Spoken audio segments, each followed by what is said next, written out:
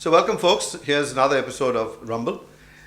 You know, there's so much being talked about education today, there's no end to it. All sorts of experts talking about all aspects of education. But somehow, strangely, in spite of all these experts, we seem to be producing bozos. I don't know what other word to use, we're just producing idiots.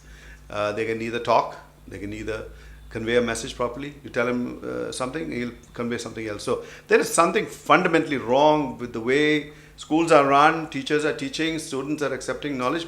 And today I have with me a teacher. I mean, she was a teacher, and now she is into training people to teach students better life skills.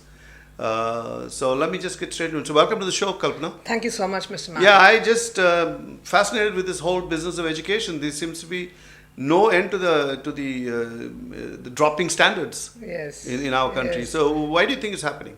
The numerous schools which offer academics, Yeah. but they don't offer education. All right. That's what I understand. What Swami Vivekananda said. We are not talking about a man-making education today here.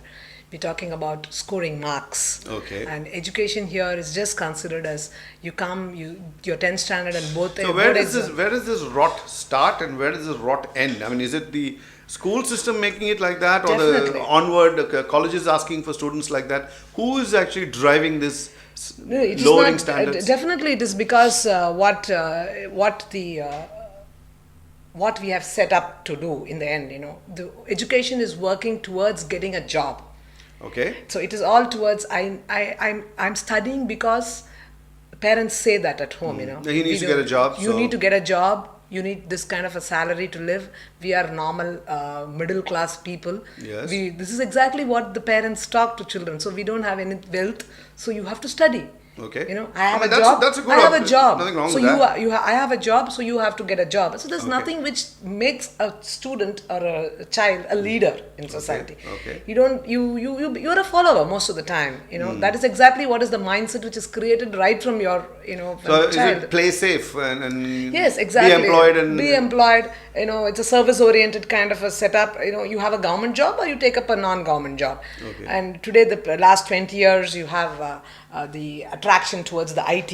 So it Yes. is like either you join one of these dream companies today, or you try to do an engineering degree and land up in the US. Okay. But we are what, 120 crore people. How on earth do we think that we can all become engineers or doctors? I mean, there's somewhere somebody's calculations are totally off.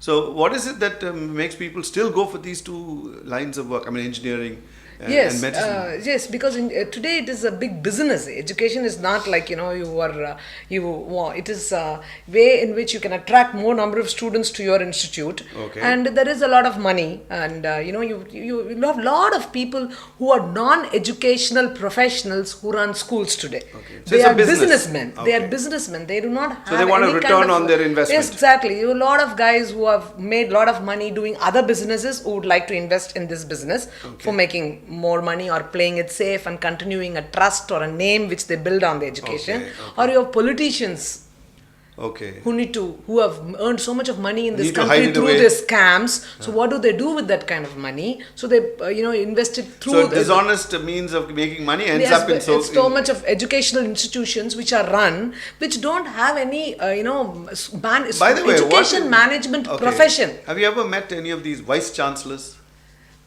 Yes, I I have met. I've never met any of them who are I serious have met the academicians. chancellor, one of the chancellor from a very, very famous university in Srivillibutturu. Half of them don't seem to be qualified in anything. He's a PhD. And He a is? very- yes, he's Was a he a PhD. rare one? Yes, and he's running a wonderful institution in Srivillibutturu, the Kalasalingam University. All right. I really was very proud to be associated with them for 3 to 4 days. I did a program So with them. you, when we were talking earlier, you said that you are not a formal teacher, No. but your interest is always in Training, instilling yes, skills of some exactly, new sort. right. So the new generation skills, how different are they from the skills that you learned in school? Definitely, we didn't even talk about these kind of things when we were in school.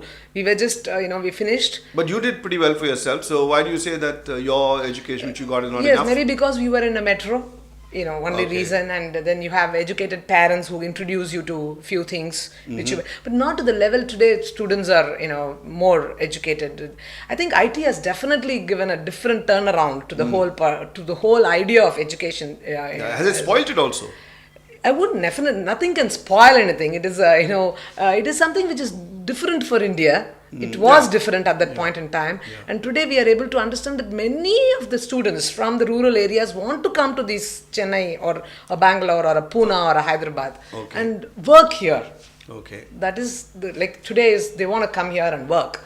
And they think, that's a good objective. Yes. So where is it? As she said, the idea is to make everybody educated, but somewhere there seems to be a little link missing or a gap missing. So we'll find out when we come back. What is it that we are missing?